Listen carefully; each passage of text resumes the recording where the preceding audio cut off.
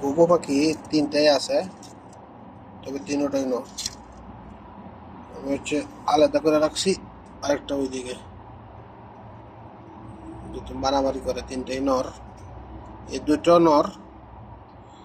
অনেক সময় দেখা গেছে কবুতর যদি দুইটা নর থাকে তাহলে ডিম দিলে উমে বসবে অবশ্যই।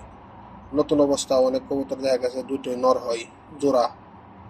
তো নর হইলে যদি অন্য কবুতরের ডিম দেওয়া হয় বা প্লাস্টিকের ডিম দিয়ে পরীক্ষা করা হয়, ডিমে অবশ্যই বসবে। আমি ঘুঘু পাখি নিয়ে চিন্তা ভাবনা করছিলাম, যেহেতু এখানে বাসার সিস্টেম আছে ঘুঘু পাখির, তো আমি কবুতরের প্রথমত নষ্ট ডিম দিয়া ট্রাই করছিলাম যে ঘুঘু পাখি হুমে বসে কিনা।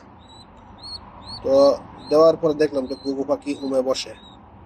হুমে বসার পর ভালো ডিম দিলাম, যে আমার বাগদাদ হুমা কবুতরের ডিম দিলাম, অনেক বড় বড় দুইটা ডিম। যেহেতু কবুতরের ডিম, ওরা তাও দিয়ে বাচ্চা গোড়াইতে অনেক কষ্ট হয়েছে।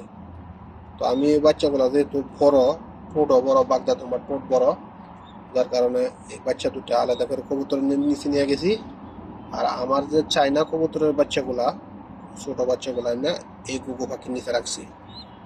তো ওরা ঠিক মতো খাওয়া যাইতেছে, যেহেতু অনেক গরম।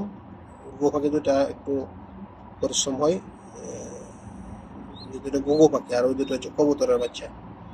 একটা বাচ্চা দিলে ঠিক আছিল, তো আমি একটা বাচ্চা দিনে দুইটা বাচ্চা দিয়েছি।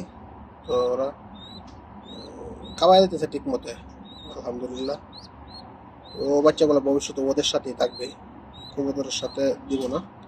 ঘুঘু পাখি যেহেতু খাওয়াইতেছে, ঘুঘু পাখির সাথেই থাকবে সবসময়। তো পরবর্তী আপডেট অবশ্যই দেখতে পারবেন।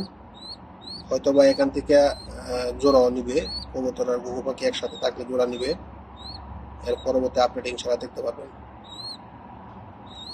তো আজকের মতো এই পর্যন্ত ভিডিওটা, ভালো থাকুন সবাই। আসসালামু আলাইকুম।